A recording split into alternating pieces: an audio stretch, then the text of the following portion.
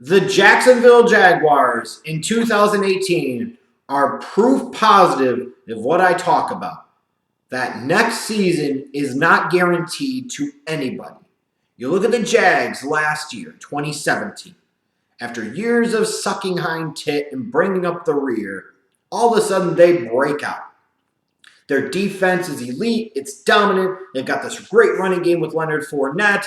Blake Bortles still stinks, but he doesn't stink as bad. Occasionally makes some plays in clutch moments. And all of a sudden, you're staring down the barrel of the Jacksonville Jaguars dominating the Bills in the wild card round, then going into Pittsburgh and upsetting the Steelers in Heinz Field, then going to Foxborough the next week and having a double-digit lead in the fourth quarter on the road against Tom Brady and Bill Belichick.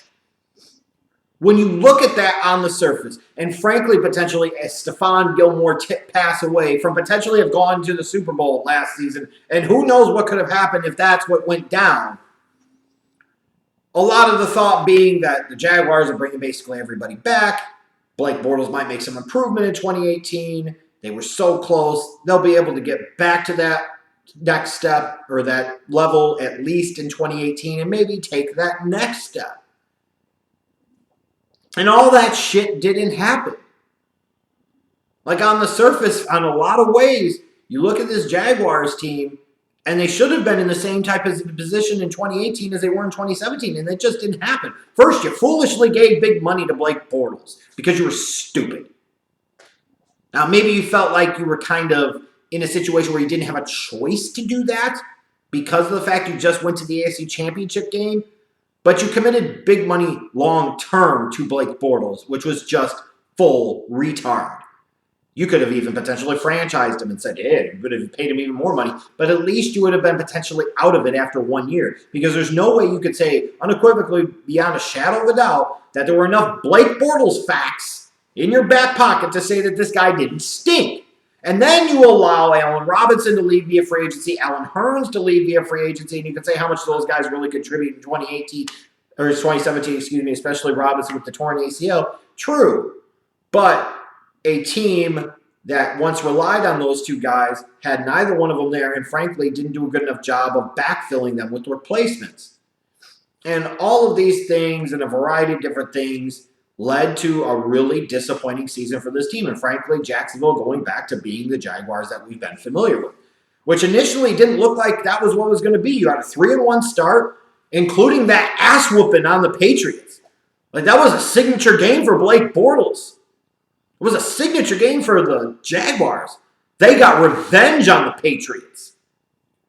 Revenge. I mean, they kicked the shit out of them. And then they proceeded to go 2-10 in their last 12 games of the season, including one stretch where they lost 7 in a row. What in the actual fuck happened? Like, how do you go play New England, kick the shit out of them, which is what they did? Blake Bortles had perhaps the game of his life. And then Blake Bortles quickly unravels. The defense unravels at bad times. Control is lost over the locker room, and it's just an absolute effing mess. Fournette getting hurt, the inevitable Marquise Lee injury, and you're staring down the barrel of 5-11 and picking 7th overall in the 2019 NFL Draft. I mean, good Christ. And yeah, it's going to be easy to blame the offense because they were 19th in rushing yards, 26th in passing yards, 27th in total yards, had 11 games where they scored under 20 points. That's not good enough. That's not going to get the job done. But this is also a team that was built, and where the financial investment is, primarily on an elite defense carrying them, and this defense was not elite. You could say, well, they were second against the pass and 5th in total yards, but they were still pretty bad against the run, 19th in rushing yards allowed a game, and at key moments and times, they imploded when their team needed them to step up and make big plays. You didn't go 2-10 over your last 12 games just because your offense stunk. You went 2-10 over your last 12 games because your defense laid an egg at bad times too. Like, this was a mess. Jalen Ramsey being a bit of a distraction. Guys getting popped for trying to dine and dash in freaking London. I mean, what a disaster of a season. Oh, my God. Again, a perfect epitomization of next year is not promised to anyone. And just because you think all of these things stack in such and such favor, that don't mean shit in the grand scheme of things because it really doesn't. And now you look at the Jaguars heading into this offseason. They're almost $9 million over the salary cap. Those chickens of spending big money in free agency over these recent years to try and make up for general manager David Caldwell's drafting deficiencies now catches up with them because they need to dump a bunch of bad money off of their books. A bunch of it. Which means they could be cutting guys like Marcel Darius and Tayshaun Gibson and Jeremy Parnell, Carlos Hyde. You would hope most certainly Blake Bortles, and even then he would still represent a big number on their books for 2019, but you could still save some money and most importantly get rid of Blake Bortles, admit your mistake, and move the hell on before it is too late. You voided all the guaranteed money in Leonard Fournette's deal. Does that open up the avenue for you to potentially trade him, or are you going to keep him? Is he actually going to be healthy? Is he going to not be a pain in the ass? Jalen Ramsey, super stud, can also be a super pain in the ass. I like the kid and all, but, admittedly, maybe the act got to be a bit much in 2018. Just saying. Could they be trying to remake this team, or are they going to make subtle, small moves and think that they could come back in 2019 and make the bad thing happen again? I don't know. But it all went wrong for the Jags in a really, really bad way. Like, even if you envisioned a bit of a backslide, people were thinking maybe like 8-8, 9-7, 7-9, but they went 5-11. And especially if you would have told me after the Patriots game where they kicked the hell out of them, that this Jaguars team would have been picking in the top 10 of the draft, I'd have called you insane. If anything, you'd have looked at the Patriots and said, outside of the reputation of Brady and Belichick, that looked like the team that would be picking in the top 10 of the draft. That's how much things can change over the dynamics of the course of a season. It's incredible. Now, when you look ahead to the Jaguars in this offseason, they're going to have to do some maneuvering with the salary cap to create some cap space. They absolutely do. They need to figure out how to either get that locker room under control or change some of the components of that locker room, cutting players, trading players, so forth. But team need number one to me is a new general manager. And you could say, well, you look at Caldwell and what they've done. They're a year removed from being an AFC championship team, and he built them. Yes, he did.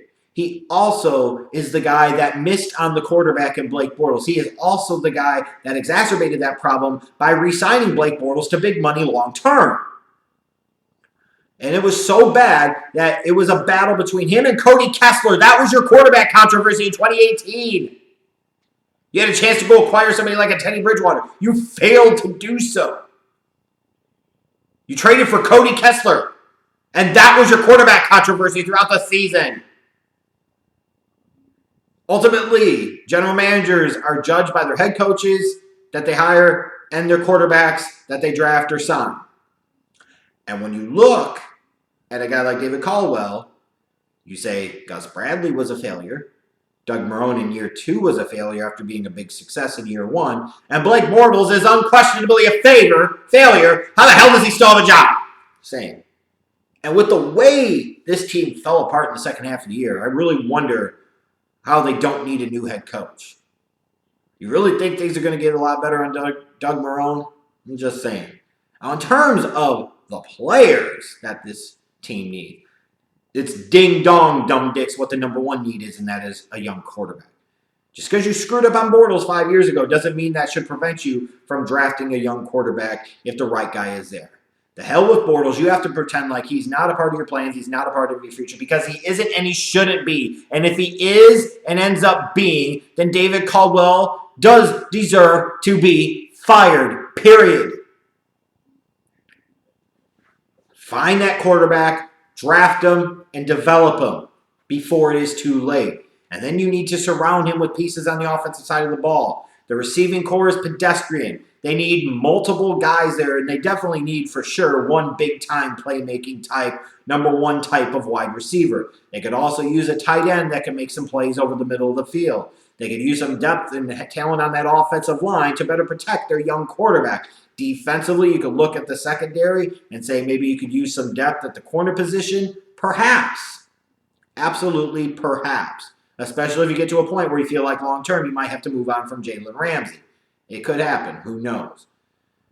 You look at this team, in theory, if you get the quarterback position right, which does not mean go out there and sign Joe Flacco once the Ravens cut him. That's not what you do.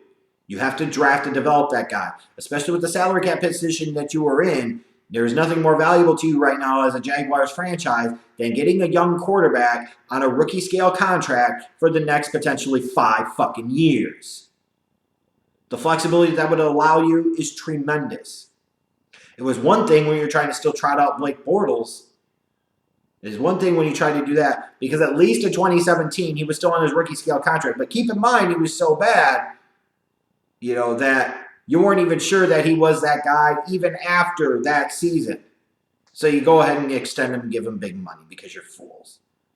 Look, the Jaguars once again serve as a reminder. Next season is not promised or guaranteed to anybody. They are in a position, though, where they could have a bounce back year in 2019. Or if they don't get it right with the quarterback and they struggle early, this thing in Jacksonville could get really, really ugly.